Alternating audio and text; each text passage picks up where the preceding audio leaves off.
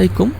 দক্ষতা এবং এফিসিয়েন্সি এই টপিকটা আমরা সবাই কম বেশি পরিচিত এবং খুবই ইজি একটা টপিক, এবং বাস্তব জীবনে আমরা এই টার্মটা বিভিন্ন সময় নানাভাবে ব্যবহার করে থাকি। তো আজকে হচ্ছে আমরা এই দক্ষতা বা এফিসিয়েন্সির এই ছোট্ট এবং ইজি একটা টপিক নিয়েই আলোচনা করব। তো প্রথমেই হচ্ছে এর ডেফিনেশন দিয়ে শুরু করা যাক। তো দক্ষতার ডেফিনেশন বা সংজ্ঞা, দক্ষতার সংজ্ঞা যদি আমাকে বলতে হয় তাহলে একদম সোজা ভাষায় আমি হচ্ছে যেটা বলবো এটা হচ্ছে আউটপুট ডিভাইড বাই ইনপুট, এবং দক্ষতাকে হচ্ছে ইটা দ্বারা, গ্রিক লেটার ইটা দ্বারা প্রকাশ করা হয়। এখন সোজা ভাষায় তো বললাম output divide by input, but এখন আমাকে যখন কোনো কিছু দক্ষতা বের করতে হবে তখন আমাকে বুঝতে হবে যে কোন জিনিসটাকে আমি আউটপুট হিসেবে নিব এবং কোন জিনিসটাকে আমি ইনপুট হিসেবে গ্রহণ করব। এই জন্য আমি নিচে সোজা বাংলা ভাষায় আউটপুট এবং ইনপুট সহজে চেনার জন্য দুটা কথা লিখেছি। ইনপুটেরটা লেখা আছে যে কাজ হওয়ার জন্য যেটা দিতে হবে, আর আউটপুটেরটায় লেখা যে উদ্দেশ্য অনুযায়ী কাজ। অর্থাৎ ইনপুটেরটায় যদি আসি যে আমাকে কোনো একটা যন্ত্র চালানো বা কোনো একটা কিছুর কাজের জন্য শুরুতে আমাকে ইনিশিয়ালি যেই শক্তিটা যন্ত্রকে সাপ্লাই করতে হবে, যেটার না হলে হচ্ছে যন্ত্রটা চলতে পারবে না, সেটা হচ্ছে আমার ইনপুট এনার্জি বা ইনপুট পাওয়ার। আর যদি হচ্ছে আমার যেই উদ্দেশ্য, ওই যে যন্ত্রটা আমি চালাবো, যন্ত্রটা আমি যেই উদ্দেশ্যে চালাচ্ছি সেই উদ্দেশ্য সাধনে যন্ত্রটা আমার শুরুতে দেওয়া এনার্জির কতটুকু অংশ ব্যবহার করতে পেরেছে সেই উদ্দেশ্য সাধন করতে, সেটা হচ্ছে আমার আউটপুট এনার্জি, এবং ওই দুইটার অনুপাত দিয়েই হচ্ছে আমাকে দক্ষতা বের করতে হবে। জিনিসটা একটু যদি আনক্লিয়ার থাকে তাহলে আমরা নেক্সট কিছু এক্সাম্পলের মাধ্যমে আমরা ক্লিয়ারলি বোঝার চেষ্টা করবো। নেক্সটে একটা এক্সাম্পল, সেটা হচ্ছে যে আমার কাছে ধরি একটা বাল্ব আছে, ঠিক আছে, আমার কাছে একটা বাল্ব আছে, এবং এই বাল্বে যদি হচ্ছে আমি 100 ওয়াট এনার্জি দেই, 100 ওয়াট পাওয়ার যদি নেয় এটা, তাহলে ওই 100 ওয়াটের মধ্যে 80 ওয়াট খরচ করে হচ্ছে তাপ প্রডিউস করতে, এবং এই বাল্বটি বাকি 20 ওয়াট খরচ করে হচ্ছে আমার আলোর লাইট দিতে আর কি, সোজা ভাষায়। তো এখন আমার যদি হচ্ছে উদ্দেশ্য হয় যে আমি হচ্ছে রাতের বেলা অন্ধকারে এই বাল্বটা বাসায় জ্বালিয়ে ঘর আলোকিত রাখার, তাহলে সেক্ষেত্রে হচ্ছে আমার মানে উদ্দেশ্য হচ্ছে আলো পাওয়া, এবং আমার সেই আলো পাওয়া উদ্দেশ্য সাধনের জন্য বাল্বটি তাহলে কতটুকু এনার্জি মানে ব্যবহার করছে 20 ওয়াট। কিন্তু আমাকে দেওয়া, কিন্তু আমি যখন একদম শুরুতে এই বাল্বটিকে মানে কাজ করার জন্য, কাজ হওয়ার জন্য আমাকে দিতে হয়েছিল 100 ওয়াট, তাহলে সেটা হচ্ছে আমার ইনপুট পাওয়ার। তাহলে আমি যদি হচ্ছে গিয়ে এই ক্ষেত্রে উদ্দেশ্য যদি হয় আলো পাওয়া, এই ক্ষেত্রে যদি আমি দক্ষতা লিখি তাহলে আমার ইনপুট হচ্ছে 100,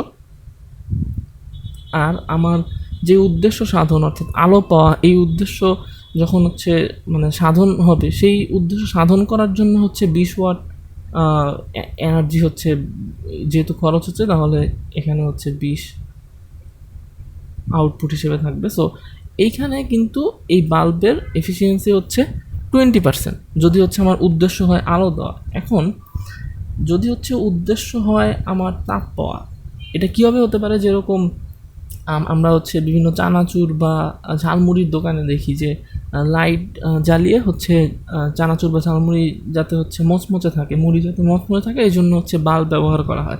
সেক্ষেত্রে কিন্তু তার উদ্দেশ্য হচ্ছে এই বাল্ব থেকে তাপ পাওয়া, মানে সে কিন্তু তাপ পাইলেই তার কাজ হয়ে যেতেছে। সেই ক্ষেত্রে এই বাল্বটির এফিসিয়েন্সি তাহলে কত হবে? সেই ক্ষেত্রে সেম একই, এক্ষেত্রেও আমাকে হচ্ছে বাল্বটি চালানোর জন্য 100 ওয়াট ইনপুট, 100 ওয়াট পাওয়ার হচ্ছে ইনপুট হিসেবে থাকবে। এবং এখানে আবার যদি হচ্ছে কি আমি দেখি তাহলে হচ্ছে এই 100 ওয়াট ইনপুট হিসেবে থাকবে, কিন্তু এই বাল্বটিকে তাপ দেওয়ার জন্য অর্থাৎ তাপ পাওয়া উদ্দেশ্যে ব্যবহার করার জন্য আমার হচ্ছে 80 ওয়াট খরচ হইতেছে।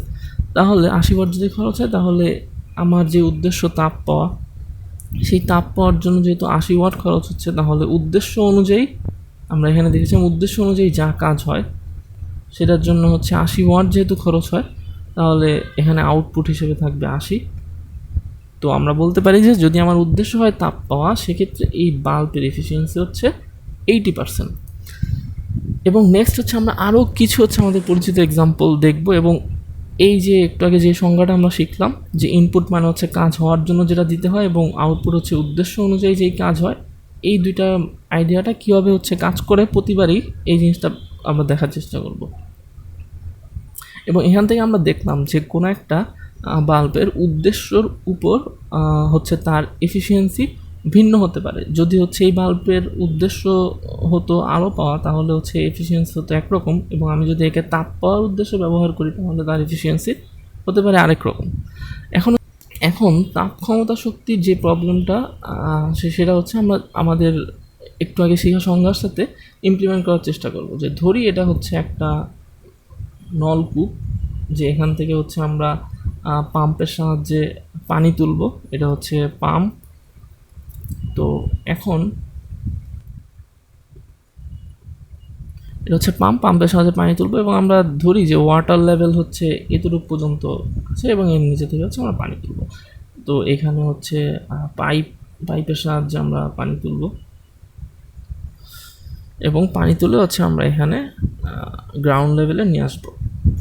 তো এখন আমার উদ্দেশ্য হচ্ছে এই পাম্প ব্যবহার করে নিচে থেকে পানি তোলা। এখন পাম্প যখন আমরা চালাবো, তখন কিন্তু সাউন্ড হয়, সাউন্ডের হওয়ার মাধ্যমে এনার্জি খরচ হয়, তারপর হচ্ছে তাপ উৎপন্ন হয়। এগুলো হচ্ছে গিয়ে আমরা যদি হচ্ছে মানে ওগুলো আমাদের পাওয়া উদ্দেশ্য না, মানে পাম্প থেকে আমাদের সাউন্ড বা এনার্জি উদ্দেশ্য না, আমাদের উদ্দেশ্য হচ্ছে পানি তোলা।